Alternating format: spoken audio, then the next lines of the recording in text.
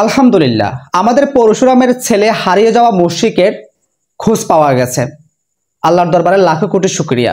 তার পাশাপাশি হতাশ, চিন্তাগ্রস্ত, জাস্ট আমি অবাক হয়েছি।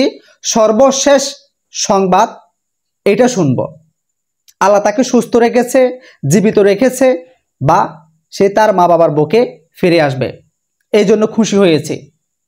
একটু জায়গায় খুশি হই নাই, সেটা হচ্ছে মুশফিক এটা কি কাজ করলো, অথচ তার সন্ধানে তার পরিবার, আমাদের পরশুরাম উপজেলার প্রত্যেকটি মানুষ হতাশাগ্রস্ত ছিল, চিন্তাগ্রস্ত ছিল। মুশফিকের কি হয়েছে? গত 31শে মে তার অসুস্থ খালাকে নিয়ে গিয়েছিল চট্টগ্রামে। তার খালাকে চট্টগ্রামের একটি হাসপাতালে ভর্তি করিয়ে 1 জুন সে আবার বাড়ির দিকে রওনা দিয়েছিল। তার ভাইয়ের সাথে কথা হয়েছে। ফেনী লালফুল আসার আগে মুশফিক তার কোনো এক বন্ধুর কাছে ফোন করেছিল, তার কিছু টাকা লাগবে। তার বন্ধু তাকে টাকা পাঠায় বিকাশের মাধ্যমে। তারপর থেকে মোবাইল বন্ধ, তার কোনো সন্ধান মিলছে না। 1 তারিখ যায়, 2 তারিখ, আজ পর্যন্ত সোশ্যাল মিডিয়াতে শুধু তার খবর, তার সন্ধান চাই। জাস্ট একটু চিন্তা করেন তার পরিবারের অবস্থা কেমন হয়েছে। এর মধ্যে আবার আজকে ময়মনসিংহে একটি অজ্ঞাত লাশ পাওয়া গেছে একটি ব্রিজের নিচে। এই খবর যখন মুশফিকের পরিবারের কাছে আসছে, জাস্ট একটু চিন্তা করেন তার পরিবারের কি একটা অবস্থা হয়েছে। আমি আমার কথা বলি, আমি একজন থার্ড পার্সন লোক। আমার কাছে এতটাই খারাপ লেগেছে, বুকের মধ্যে সিন সিন একটু শব্দ হচ্ছিল যে আল্লাহ না করুক তার যেন খারাপ কিছু না হয়ে যায়।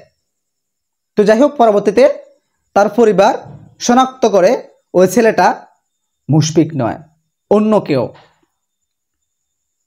তো যাই হোক, কোনো এক শুভাকাঙ্ক্ষী এই মুশফিকের সন্ধান পায় বা খোঁজ পায় সে কোথায় আছে। বিশ্বাস করবেন আপনারা, 1 জুন চট্টগ্রাম থেকে রওনা দিয়েছিল সে। লালপুল এসে যে বন্ধুর কাছ থেকে টাকা নিয়েছিল, সে মাদক করার জন্য, মাদক সেবনের জন্য টাকাটা নিয়েছিল। লালপুলে এসে সে নেমে যায়। পরবর্তীতে মানে কি বলবো, আপনারা একটি মেসেজ দেখতে পাচ্ছেন, বুঝছেন? সে এখন জেলে আছে, 2 মাসের সাজা।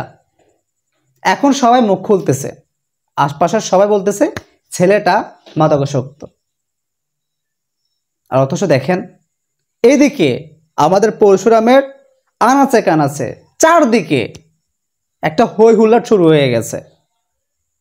তার পরিবারের কি একটা অবস্থা আপনারা দেখেন। এইটা করা কি মুশফিকের ঠিক হয়েছে? মোটেও ঠিক হয় নাই। এভাবে মানুষকে চিন্তাগ্রস্ত করে, হতাশাগ্রস্ত করে সে চলে গিয়েছে সেবন করার জন্য।